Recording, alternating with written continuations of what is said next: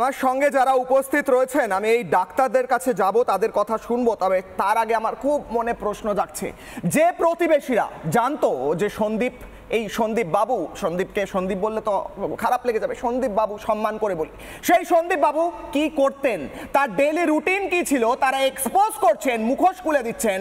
তাকে একদিকে 1 ঘন্টার মধ্যে পদত্যাগ করার পর তাকে রিওয়ার্ড দেওয়া হলো রাজ্য সরকারের তরফে, আরো উন্নত একটা পজিশন দেওয়া হলো, এবং তারই সঙ্গে সঙ্গে দ্বিতীয়ত এই আজকে চাপে পড়ে পিছিয়ে যাওয়া 43 জন চিকিৎসককে প্রথমে বদলি করার নির্দেশ যারা আন্দোলন করেছিলেন, তারপর পিছিয়ে যাওয়া। মণিশঙ্কর বাবু, আপনার মনে হচ্ছে না রাজ্য সরকার একদম ব্যাকফুটে, এবার আর বেরিয়ে আসার কোনো পথ পাওয়া যাচ্ছে না? মণিশঙ্কর বাবু দেখুন, ব্যাকফুট ফ্রন্ট ফুট এইটা কোনো ব্যাপার নয়। ব্যাপারটা হচ্ছে সত্যি যে নির্যাতিতা, যিনি ধর্ষণ হয়েছেন, মারা গেছেন, তার জাস্টিসের জন্য আমরা সবাই আছি।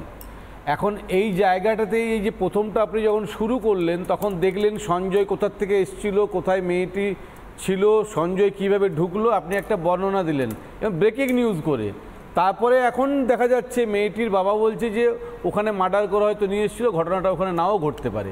এখন কথাটা হচ্ছে কি জানেন তো, এইটা না আমরা সবাই কিন্তু একটা খুব কনফিউজডের মধ্যে আছি। কতজন ছিল, সত্যি মার্ডার করে ধর্ষণ হয়েছিল কিনা, সেমিনার রুমেই ঘটনাটা ঘটেছিল কিনা। এবার আপনাকে বুঝতে হবে, আপনি আমি এইটার ব্যাপারে না সিবিআই যতটা দক্ষ অতটা দক্ষ কিন্তু আমরা নয়। যেভাবে আপনারা কাটাছেড়া করছেন, বলতেছেন আমাকে মণিশঙ্কর বাবু, ধর্ষণ এবং মার্ডার হয়েছে, আপনার কি ধর্ষণ মার্ডার হয়েছে সেটা সন্দেহ নেই, কিন্তু আপনি যেভাবে তৈরি করে, না এটা সিবিআই এর কথা, আমি কিছু তৈরি করিনি স্যার। সিবিআই আপনাকে বলেছে, ও স্যার সিবিআই সূত্রে বলতে দিন, যে কোন সংবাদ মাধ্যম দেখেন একদম কথা ঘুরিয়ে লাভ নেই। মণিশঙ্কর বাবু, বার্তাটা মণিশঙ্কর বাবু, গোটা সংবাদ মাধ্যমে সিবিআই সূত্রে এই খবর আপনি অত শুনেননি, আপনি শোনেননি মণিশঙ্কর বাবু, আপনি খবর দেখেন। আপনার মতো করে আমি নাও শুনতে পারি। বলুন, আমাদের সবারই যেটা দাবি, যত দ্রুত যে এই নির্যাতিতার ফাঁসি হোক, কঠোরতম শাস্তি হোক, কিন্তু নির্যাতিতার ফাঁসি এটাই আছে, নির্যাতিতার ফাঁসি না, এটাই আছে।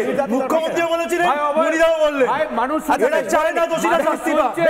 আচ্ছা ওকে, আমি হাততালি দিতে ওকে, স্লিপ অফ টাং হয়েছে, তার জন্য ফাঁসি হোক, কিন্তু নির্যাতনটা যেটা হয়েছে যারা করছে তাদের ফাঁসি হোক।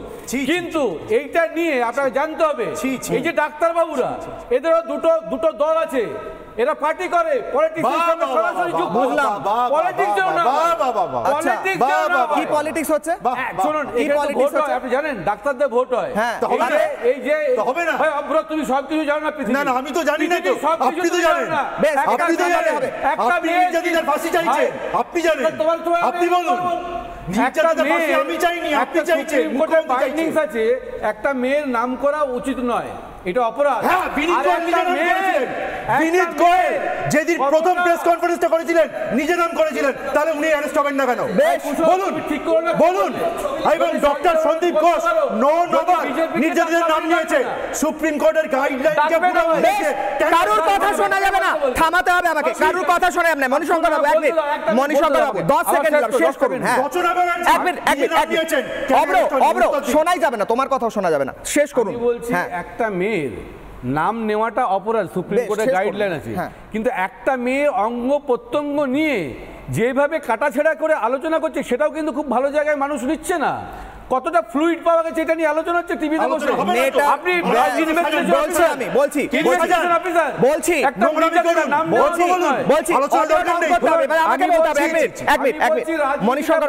আসল জায়গাটা আমরা চাই, বুঝলাম, আসল জায়গা রাজনীতির ডিভিডেন্ড নিতে চাইছে, এক মিনিট বাকিদের কথা বলতে দিতে হবে। হ্যাঁ, কেন ডিসকাস বলার জন্য তো ডেকেছি। না আপনি বললেন তো মণিশঙ্কর বাবু, বললেন। এক সেকেন্ড অডিও থামাতে হবে, নাহলে আমাকে উঠে গিয়ে ওখান থেকে বলতে হবে। 1 মিনিট, আমি বলছি যেটা, কেন ডিটেলস বলতে হয় জানেন, কেন কত গ্রাম সিমেন্ট বলতে হয় জানেন? তার কারণ প্রথম দিন বলা হয়েছিল সে আত্মহত্যা করেছে। 1 সেকেন্ড, আমি উঠে দাঁড়াচ্ছি, 1 মিনিট উঠে দাঁড়াচ্ছি এই মুহূর্তে। আমি প্রশ্ন করছি, প্রথম দিন যখন বলা হয়েছিল আত্মহত্যা করা হয়েছে, তারপর আমরা শুনুন 1 মিনিট, তারপর সেই কথা এক্সপোজ করার জন্য যে আসলে কি হয়েছিল বলতে হয়েছে যে 150 গ্রাম সিমেন্ট পাওয়া গেছে তার জেনিটালসে। না না না, বুঝলেন? আমি বলছি 150 গ্রাম এই মুহূর্তে ব্রেকিং নেব, 150 গ্রাম হোয়াইটিশ ফ্লুইড, হোয়াইটিশ ফ্লুইড। এই মুহূর্তে ব্রেকিং নেব। আরজিকর কাণ্ডে অভয়াকে ধর্ষণ করে খুন, তদন্তে সিবিআই নজরে আরো 30 জন। অভয়ার বাবা বলছেন যে 30 জন আরো জড়িত থাকতে পারেন এই ধর্ষণে। সিবিআই কে অভিযোগ, অভয়ার বাবা মায়ের চিন্তা করুন। 30 জনের কথা বলা হচ্ছে, ধর্ষণ খুন কাণ্ডে বলা হচ্ছে, ঝামেলার কথায় নয়, ঝামেলা পরবর্তীকালে ভাঙচুর সেই কথায় নয়। আবারও ক্লিয়ার করছি, ধর্ষণ খুন কাণ্ডে আরো 30 জনের কথা বলা হচ্ছে। এই 30 জন জড়িত ছিল সরাসরিভাবে, সেখানে বলা হচ্ছে। ভয়ঙ্কর গা শিউরে ওঠার মতো তথ্য তার বাবা মা বলছে, এবং তার বাবা মাকে এটা বলতে হচ্ছে। মণিশঙ্কর বাবু এবং বাকিদের আমি বলছি এই ডেসক্রিপশন দিতে হচ্ছে, কারণ এটাই বাস্তব সত্য। ফিরবো আলোচনায়, আমি যাব যারা ডাক্তার রয়েছেন আমাদের কাছে, তারপর আমি সৈকতের কাছে আসবো। আমি প্রথমেই যোগেশের কাছে যাব।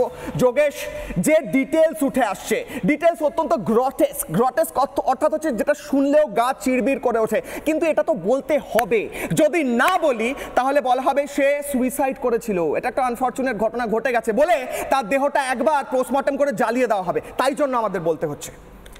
একদম কিশোর, এটা এখানে একজন মাননীয় প্যানেলিস্ট বলেছেন যে এই যে মুভমেন্টটা হচ্ছে সেটা নাকি পলিটিক্যাল, ডাক্তারদের মধ্যেও গ্রুপ আছে, সেটা নিয়ে আজকে এনার বলেছেন, ইনি বলেছেন না পলিটিক্স নেই এখানে, একদমই।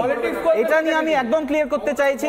আমি এখানে এসেছি West Bengal junior doctors joint forum থেকে, ওনাদেরকে আমি রিপ্রেজেন্ট করছি। এখানে প্রথমেই আমি এটা বলে দিতে চাইছি যে আমাদের মুভমেন্টে কোনো পলিটিক্যাল কালার নয়। আর এইটা শুধু ডক্টরসদের মুভমেন্ট নয়, এটা বুঝতে হবে, জনসাধারণকে এটা বুঝতে হবে যে এটা we are fighting against a social problem. এটা ডাক্তারের প্রবলেম নয়, কারো রেপ আর মার্ডার ডক্টরের প্রবলেম হতে পারে না, এটা একটা সামাজিক প্রবলেম। তাই আমরা চাইছি এখানে জনসাধারণের আমরা সাপোর্ট চাইছি। তাই আপনি আজকে দেখবেন একটা দল থেকে এটা বলা হচ্ছে যে আমরা নাকি ওপিডি সার্ভিস আর এমার্জেন্সি সার্ভিস বন্ধ করেছি, কিন্তু আমাদের প্রফেসররা আজকে কালকে প্রত্যেক দিন আমাদের প্রফেসররা ওপিডি এমার্জেন্সি চালাচ্ছেন। আমরা কোনো সার্ভিস বন্ধ করিনি, এটা আমি এই প্ল্যাটফর্ম থেকে সবাইকে জানাতে চাইছি। We have not stop any service. Yogesh, আমি আবার জিজ্ঞেস করছি, তুমি যেটা বলছো খুব ইম্পর্টেন্ট। তুমি বলছো যে কথা বলা হচ্ছে সব সার্ভিস বন্ধ, সেটা নয়। তুমি বলছো যে সার্ভিস চলছে, তুমি এটা ক্লিয়ার করছো যে সার্ভিস চলছে। আমার সার্ভিস বন্ধ হয়নি, আমরা কর্মবিরতিতে গেছি, কিন্তু আমরা সার্ভিস বন্ধ করিনি, আমরা কোনো সার্ভিসই অবরোধ করিনি। যেহেতু আমরা সেফটি ফিল করছি না, তাই আমরা ডিউটিতে যেতে আমরা বাধ্য নয়। আমরা সেফটি নিয়ে কনসার্ন আছে আমাদের, তাই আমরা ডিউটিতে যেতে পারছি না, ভয় আমরা যেতে পারছি না। দিস ইজ আটার failure of the state machinery. এইটা আমি বলছি না, আমরা বলছি না, এটা কালকে হাইকোর্ট থেকে এই স্টেটমেন্টটা দেওয়া হয়েছে যে এই যে আজই করে মব ভায়োলেন্স হয়েছিল, 7,000 লোকজন ঢুকে গেছে হাসপাতালের মধ্যে, দ্যাট ইজ দ্য আটার state failure of state machinery. এটা হচ্ছে অনারেবল মাননীয় আমাদের হাইকোর্টের স্টেটমেন্ট। সেখানে আমাদের বুঝতে হবে এই সেফটি কনসার্ন নিয়ে আমরা ভয়তে আছি। আমাদের যারা মহিলা কলিগরা আছে তারা ভয়তে আছে, যেতে পারছে না ডিউটিতে। কি ভয় পাচ্ছ? এই যে কালকে 14 তারিখ রাতে যে 17 জন ঢুকেছিল, তারা সেই আজকে মেডিকেল কলেজে হতে পারে, ক্যালকাটা ন্যাশনাল মেডিকেল কলেজে হতে পারে, এসএসকেএম এ হতে পারে। তোমরা ভয় পাচ্ছ তোমাদের উপর আক্রমণ হবে? একদম আমাদের উপর সেখানে তো হয়ে গেছে। কারা করছে আক্রমণ? যারা আক্রমণ করছে নিশ্চয় তারা কিছু একটা মোটিভেটেড নিয়ে এসেছে, মোটিভেশন নিয়ে এসেছিল।